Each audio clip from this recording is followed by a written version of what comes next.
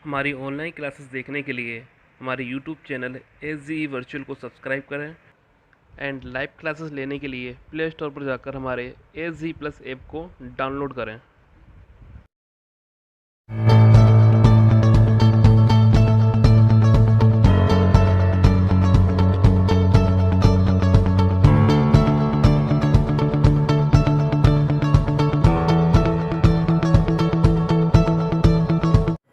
Hello students, आज हम बात करते हैं class 12th unit first solid state और इसका पार्ट है 5th।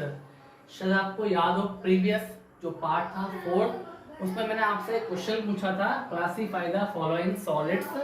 तो आई होप आपने इसको सिंप्लीफाई कर लिया होगा। फिर भी एक बार इसके आंसर मैं क्लियर कर देता हूँ, और फिर भी यदि कोई डाउट है आपको तो आप कमेंट सेक्शन में जाएंगे और उसको पूछ सकते हैं मुझसे। तो मैं सिंप्लीफाई करता हूँ, उसको जरा देखेंगे गौर से। P4 फॉस्फोरस बेटा मॉलिक्यूल है और हमेशा P4 की शेप में ही रहता है, और इसको हम बोलते हैं व्हाइट फॉस्फोरस। क्या होता है P4, फिर बॉन्ड आएगा, फिर P4, फिर बॉन्ड आएगा P4। तो फिलहाल मॉलिक्यूल है, और मॉलिक्यूल में कौन सा है? Non ionic.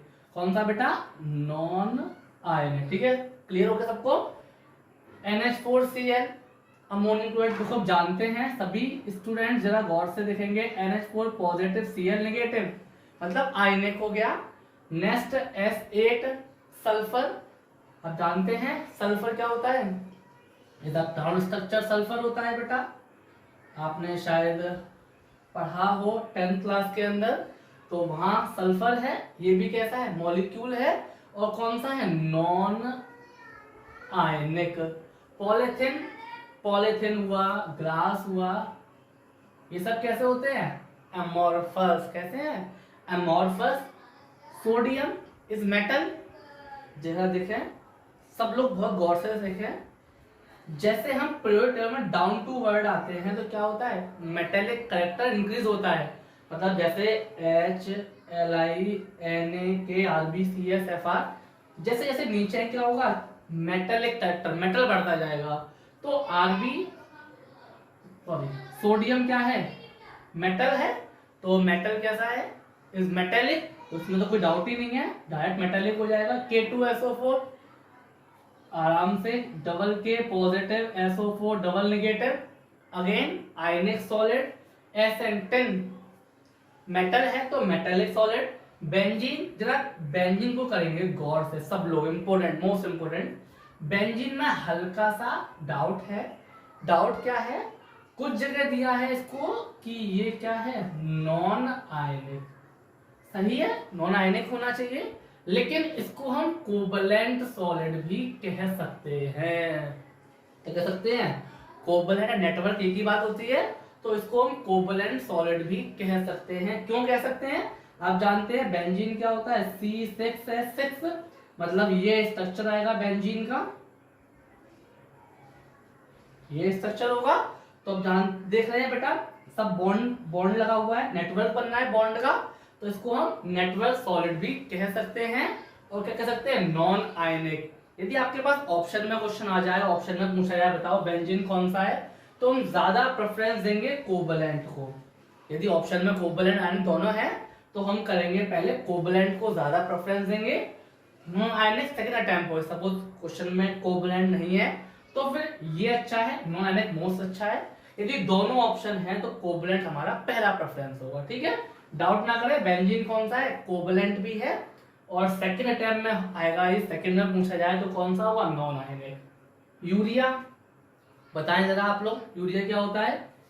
NH2 CONH2, again hydrogen bond N और H, देखो जरा FON, स्टूडेंट गौर करेंगे जरा, रिमेंबर इट, गलती नहीं करनी है कभी। जब H की बॉन्डिंग F से हो, O से हो, N फोन, FON फोन। जब H का बॉन्डिंग F फ्लोरीन से हो, O ऑक्सीजन से हो, N नाइट्रोजन से हो, तो क्या होता है? Hydrogen bond. तो इसमें देखो क्या है? N और H के बॉन्ड है तो कौन सा होगा? Hydrogen bonded. कौन सा है? मॉलिक्यूल में हाइड्रोजन बॉन्डेड। देखिए वही अमोनिया है, NH3, again hydrogen bonded. Student zinc metal है तो मेटेलिक हो गया। वाटर अगेन हाइड्रोजन बॉन्डेड हो गया।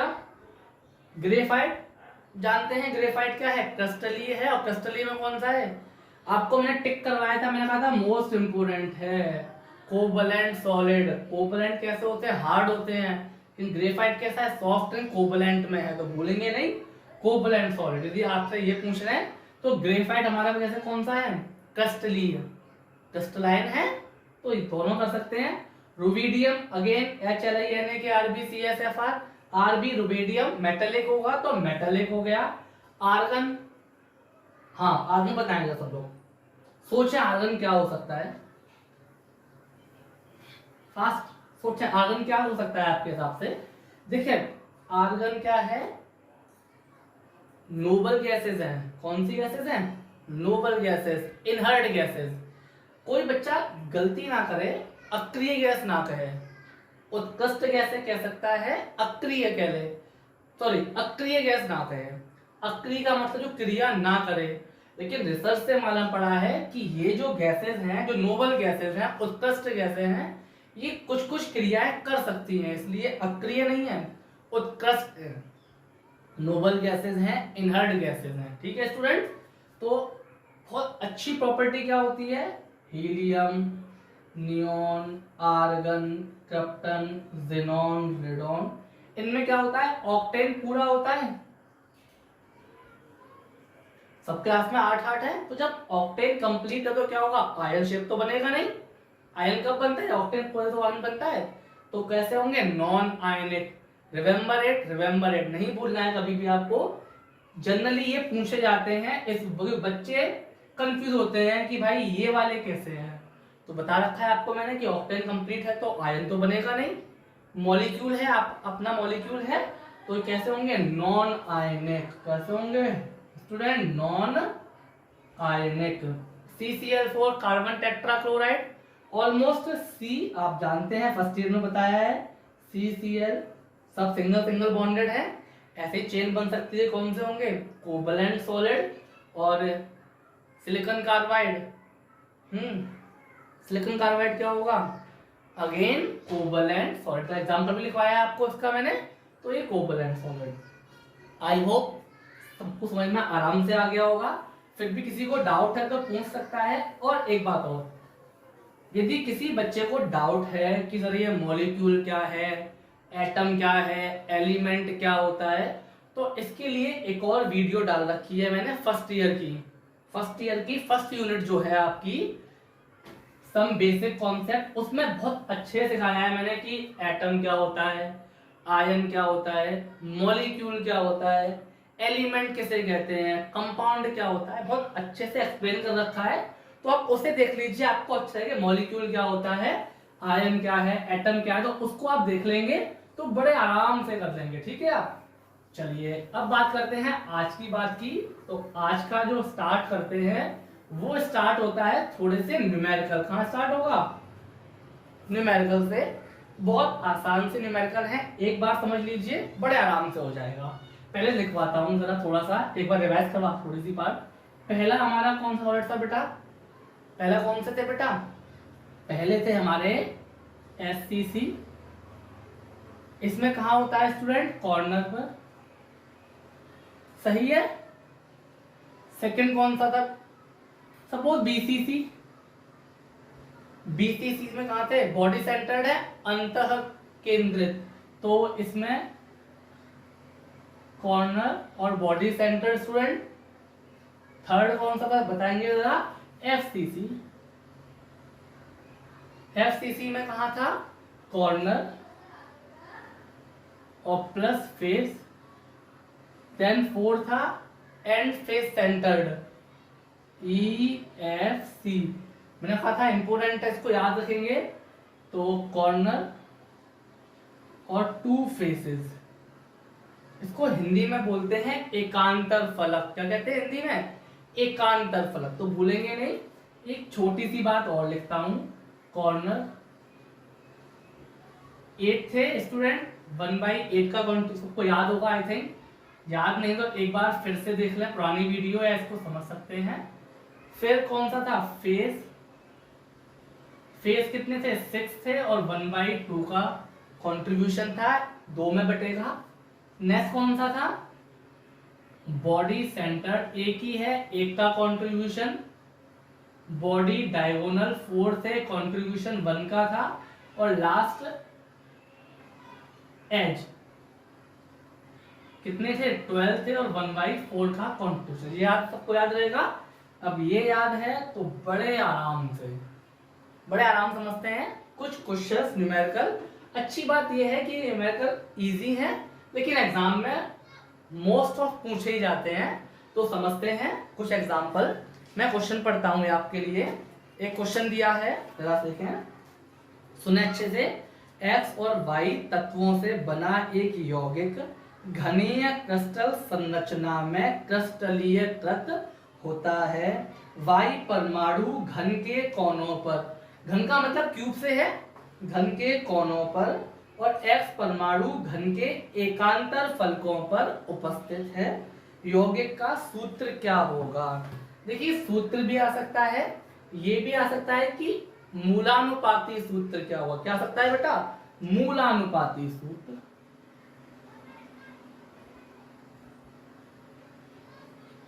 मूलानुपाती सूत्र, इसको हम क्या कहते हैं बेटा? Imperial formula.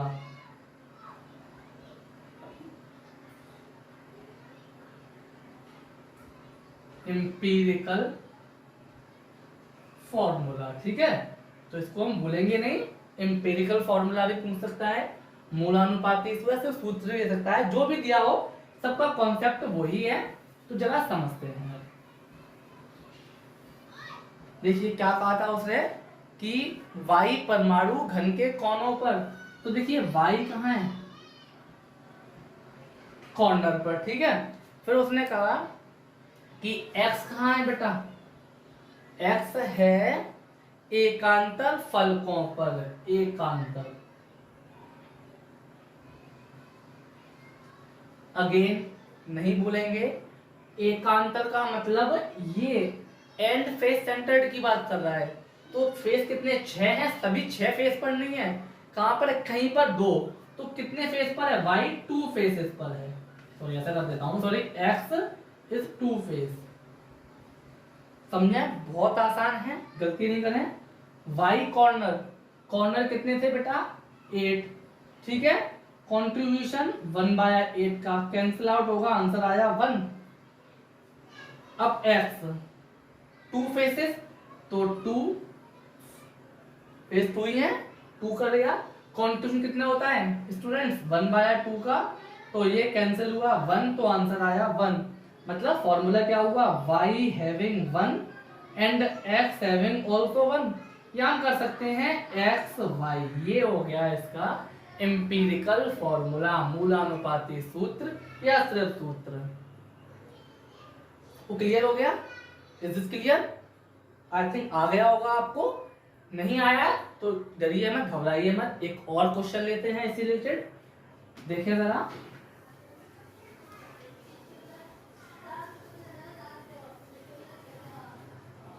एक और समझते हैं। ये कहता है कि एक घनीय ठोस, सुने, एक घनीय ठोस 2 तत्वों A तथा B से बना हुआ है। अच्छी बात है।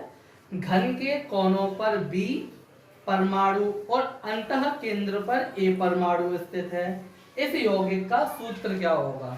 समझते हैं जरा। B अंतः केंद्र पर, B कहाँ है? अंतः केंद्र मतलब क्या है? Body centred.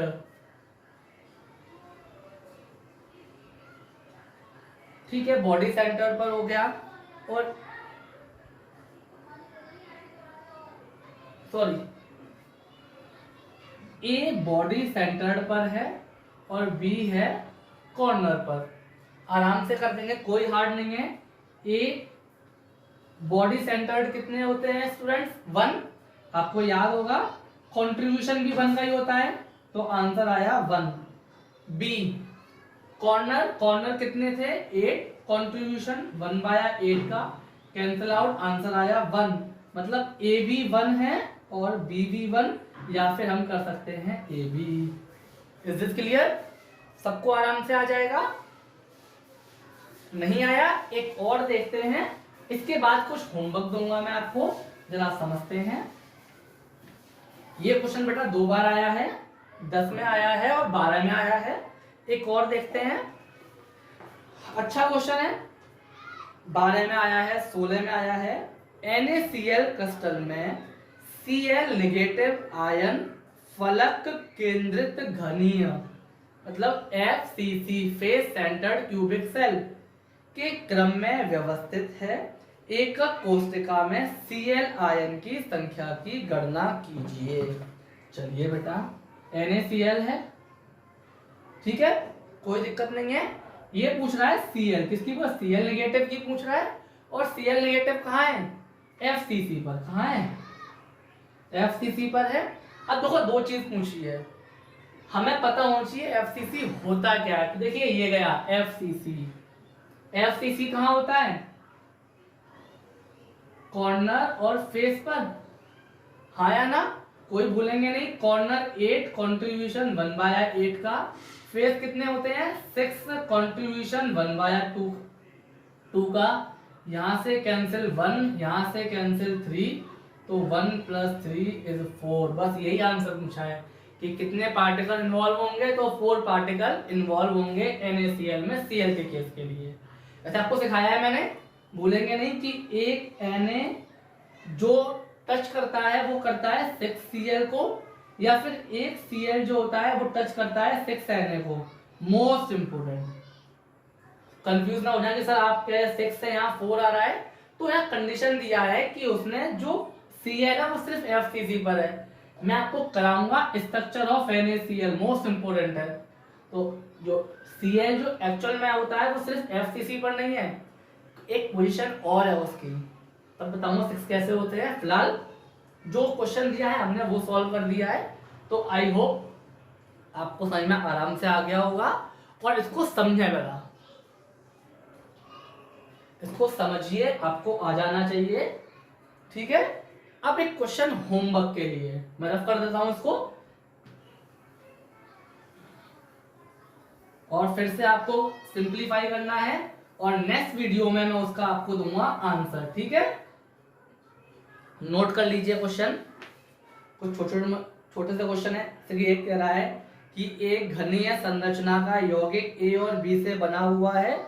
इसमें A परमाणु घन के कोनों पर, A कॉर्नर पर है और B फलन पर है। बताइए फॉर्मूला क्या होगा। कर सकते हैं, नोट हो गया। अगला, यदि 3 तत्व है, अब 3 कह रहा है, वो 3 PQR है, घनीय कोष्ठिका में है। P कहाँ है, कॉर्नर पर कहा है उसने। Q घनीय केंद्र पर मतलब बॉडी सेंटर्ड पर है, और जो R दे रहा है प्रत्येक फलक पर। R कहाँ है, फेस पर। फिर से फॉर्मूला आप निकाल सकते हैं। तो ऐसे कुछ एक और देखते हैं। ये कह रहा है कि A और B तत्व से बना एक यौगिक की संरचना क्रिस्टलीकृत है, A कोनों पर तथा फलन पर स्थित है। हाँ इंपोर्टेंट, जरा नेक्स्ट क्वेश्चन है, A कहाँ है,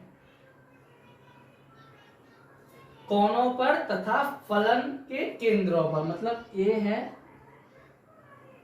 कॉर्नर और प्लस फेस, और जो B है, B परमाणु किनारों के केंद्र। हाँ, किनारों का केंद्र, किनारे जैसे ये किनारे हैं, इसका केंद्र यही तो होगा, मतलब कहां पर है, वो एज पर है।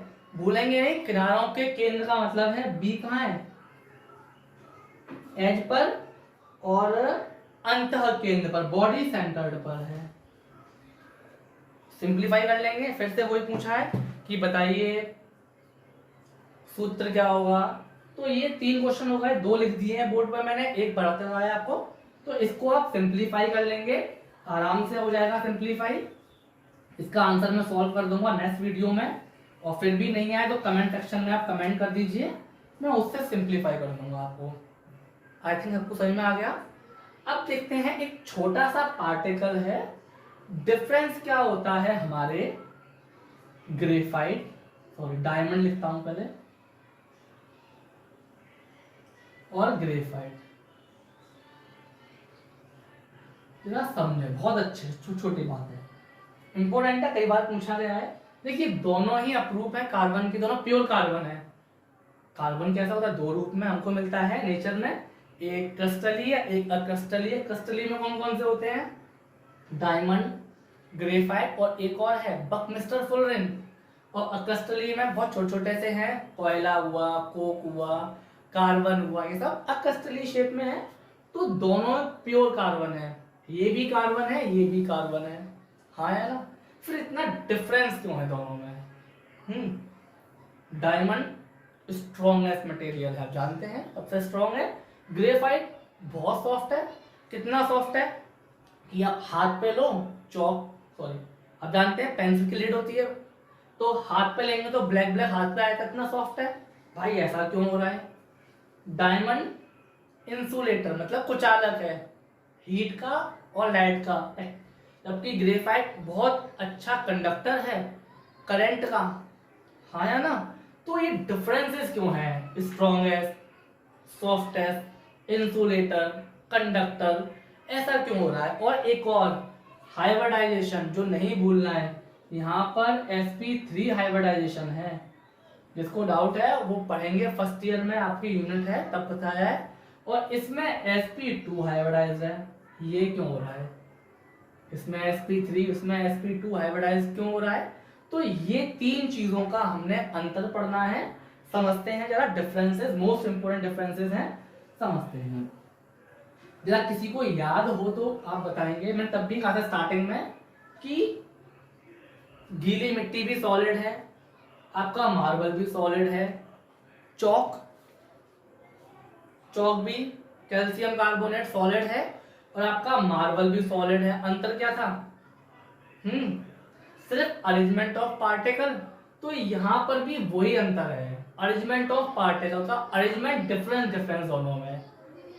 फिलहाल दोनों क्रिस्टली शेप के हैं, मगर यहां भी अंतर वही है, अरेंजमेंट ऑफ पार्टिकल। पार्टिकल जैसे अरेंजमेंट डिफरेंस होगा तो उनकी प्रॉपर्टी कैसी होंगी, डिफरेंस होती जाएंगी। समझते हैं कुछ प्रॉपर्टी। तो पहले डायग्राम बनाते हैं, डायग्राम मोस्ट इंपोर्टेंट है, ठीक है। देखो बेटा, डायमंड का शेप कैसा है, कार्बन,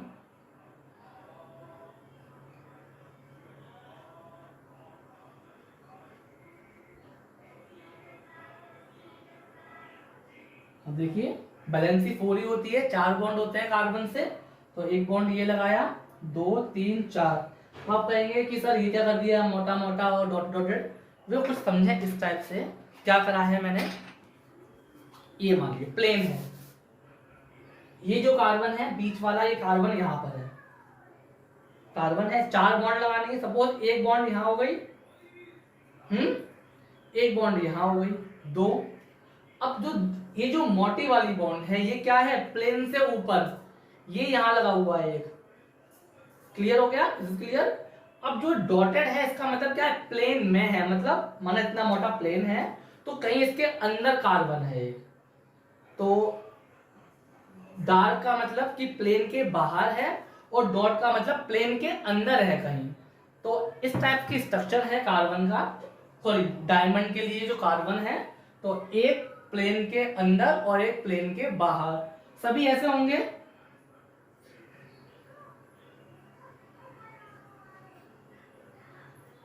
समझेंगे जरा अच्छे से, सभी हैं, ऐसा नहीं है कि एक कोई करवाऊंगा, सभी सभी का हाल एक जैसा ही है।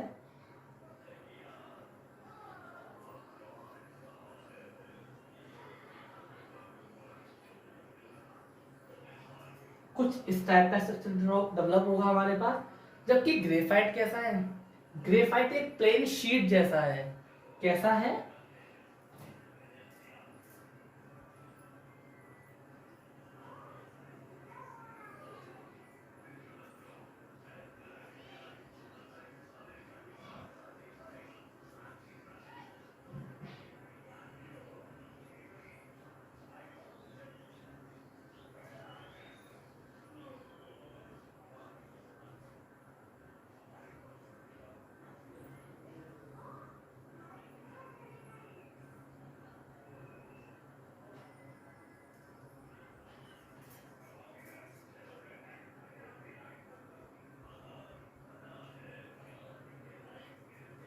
कुछ इस टाइप का डबल बॉन्डेड है, इसलिए इस टाइप की कंडीशन बनेगी। तो ये कैसा है, अंदर और बाहर, मतलब 3D शेप का है। 3D से बना मतलब समझिए आपको ये बॉल है आपके पास कुछ इस टाइप का है, और ये कैसा है, एक पतली चादर, आपकी स्टील की चादर आती है कुछ उस टाइप का है। तो सारा के स्ट्रक्चर में है, कार्बन यहाँ पर भी वही है, बॉन्ड 4 है, कार्बन यहाँ पर भी वही है, बॉन्ड 4 है। तो इसके लिए 1 2 3 4, इसके लिए 1 2 3 4, इसके लिए वो 1 2 3 4 सेम 1 2 3 4, इसके लिए भी, मतलब सब में 4 ही बॉन्ड है, कोई इशू नहीं है कहीं पर भी। बस अंतर ये 3D हो गया और ये कैसा है 2D है, पतली चादर जैसा। सारा खेल इसी में है, समझते हैं जरा। अब ये 3D स्ट्रक्चर है, कैसा स्ट्रक्चर है 3D स्ट्रक्चर, इसलिए कैसा होगा, ये बहुत हार्डेस्ट है, ये कैसा है बहुत हार्डेस्ट है, और ये पतली चादर जैसा है, इसलिए कैसा है बहुत सॉफ्ट है। 3D है जो चारों तरफ से घिरा हुआ है, थोड़ा टाइट है, मजबूत है, पतली चादर जैसा है, 2D शेप का है तो कमजोर है। सेकंड, अब करंट कैसे पास होता है, करंट क्या है, मूविंग द इलेक्ट्रॉन। अब इलेक्ट्रॉन को सर्कुलेट कैसे होंगे, बाय पाई बॉन्ड, कहते हैं पाई, मतलब यदि कंफ्यूज हो जाए बता देता हूं आपको, सिग्मा सिंगल बॉन्ड होता है, sigma bond, double bond sigma और पाई, ट्रिपल बॉन्ड कैसा होता है, बीच का सिग्मा पाई पाई। मतलब जब एक पाई बॉन्ड ब्रेक होगा, वो ट्रांसफर आगे होगा आगे होगा आगे होगा, तो वो इलेक्ट्रॉन को पास करेगा। समझते हैं आराम से, इसकी देखते हैं। पहले मैंने एक इलेक्ट्रॉन दिया, ठीक है, कोई डाउट नहीं है, सपोज इलेक्ट्रॉन यहाँ पर आया तो क्या हुआ, ये बॉन्ड यहाँ से ब्रेक हुआ, ये बॉन्ड टूटा, और वो बॉन्ड कहाँ गया, आगे गया इलेक्ट्रॉन को लेकर, फिर ये टूटा, फिर ये आगे गया, फिर ये टूटा, और करते करते ये मतलब जो पाई बॉन्ड है वो टूटते जाएंगे, इलेक्ट्रॉन पास में उनके टूटते जाएंगे, और करते करते करते करते यहाँ से लेकर वो यहाँ तक आ जाएंगे जितनी चादर है। तो पाई बॉन्ड के टूटने से क्या होता है, वो टूटा नहीं, सिर्फ एक बॉन्ड 2 थे, एक टूट गया, एक तो अभी है, तो ये बीच का बॉन्ड तो है, अभी तो जुड़ा तो है, इन दोनों सी में कनेक्शन तो है अभी भी, बस एक बॉन्ड टूटा है, जुड़े तो है आपस में। तो due to pi bond fluctuate होगा, टूटेगा, ब्रेक होगा, वो क्या करेगा, करंट को एक जगह से दूसरी जगह पर इजीली सर्कुलेट कर देगा। जबकि यहाँ पर क्या है, सब सिंगल बॉन्डेड है, माना ये बॉन्ड टूटा, अब जैसे ये बॉन्ड टूटा काम खत्म,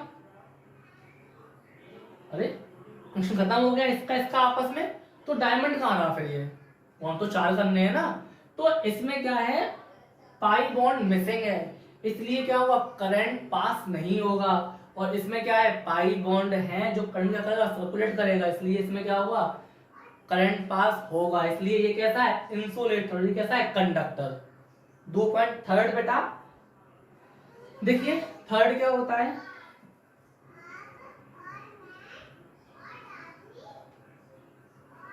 थर्ड सिग्मा और पाई का ऑप्शन है, मतलब जब क्या हो, एक मिनट ड्रॉ करता हूं मैं अच्छे से, यहां डबल बॉन्ड बनाया था, यहां सिंगल, ठीक है, यहां देखिए मैंने कहा अभी ये सिंगल बॉन्ड सिग्मा होता है, ये भी सिग्मा, डबल है तो सिग्मा और पाई, है ना। तो जो शॉर्ट ट्रिक है वो लिखवाई है मैंने फर्स्ट ईयर में, नहीं है आप फिर लिख लीजिए कि ऐसा करता हूं, 4 सिग्मा, इसे हम बोलते हैं sp3 हाइब्रिडाइजेशन, 3 सिग्मा 1 पाई होता है sp2 हाइब्रिडाइजेशन, और 2 सिग्मा 2 पाई होता है sp हाइब्रिडाइजेशन। जरा समझे, इसमें कितना है 3 सिग्मा 1 पाई मतलब sp2, सारे देखो ये carbon sigma sigma sigma pi, अरे 2 वाले में सिग्मा पाई होता है, तो फिर से क्या हुआ 3 सिग्मा 1 पाई sp2, सभी के सभी इसको देखेंगे sigma sigma sigma pi sp2, तो ये सारा कैसा हुआ sp2 हाइब्रिडाइज्ड हुआ। और इसमें क्या है देखो सिग्मा, सिंगल बॉन्ड तो ही है, वो तो प्लेन के अंदर बाहर बताया है मैंने, सिग्मा सिग्मा सब सिंगल है, सिग्मा 4 सिग्मा है तो कैसा हो गया sp3 हाइब्रिडाइज्ड है, इसलिए डायमंड कैसा है sp3 हाइब्रिडाइज्ड है, और ग्रेफाइट कैसा है sp2 हाइब्रिडाइज्ड है। तो 3 डिफरेंस हुए जो मोस्ट इंपोर्टेंट है between graphite and diamond. Remember it, भूलना नहीं है। हमने कई बार क्वेश्चन पूछा जाता है ऑप्शनल में हमसे कि बताइए ये, और ज्यादा पूछते हैं इसी के बारे में, sp3 और sp2। मोस्ट ऑफ इसकी प्रोबेबिलिटी ज्यादा होती है एग्जाम में आने के लिए कि बताइए कौन सा sp2 होगा, या फिर ग्रेफाइट कौन सा होता है, sp2 या sp3। देखिए मोस्ट ऑफ आप याद रखेंगे, हम जब भी कार्बन को एज्यूम करेंगे हमेशा हम ग्रेफाइट डायमंड की शेप में ही करते हैं। कार्बन मीन डायमंड, मतलब जब भी कार्बन की बात करेंगे हमेशा sp3 को ही लेंगे। ठीक है, शायद पढ़ा भी हुआ आपने पहले कार्बन क्या होता है। ये स्ट्रक्चर देखो कार्बन का कुछ, मैं यहाँ डेवलप करता हूँ आपके लिए, देखें जरा।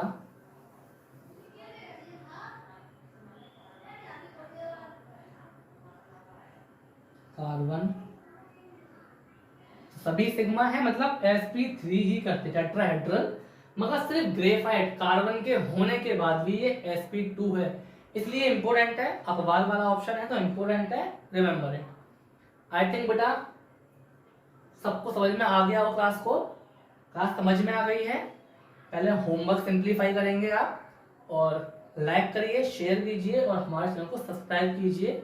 और यदि किसी को भी लाइव क्लास चाहिए तो क्या करें, प्ले स्टोर पे जाएं और हमारा एक ऐप है SGE प्लस, क्या है बेटा, फ्री ऑफ कॉस्ट है SGE प्लस, उसको आप इंस्टॉल कीजिए और आपको मिलेगा लाइव सेक्शन। ठीक है, बेस्ट ऑफ लक, हेल्दी रहिए एंड स्टे होम।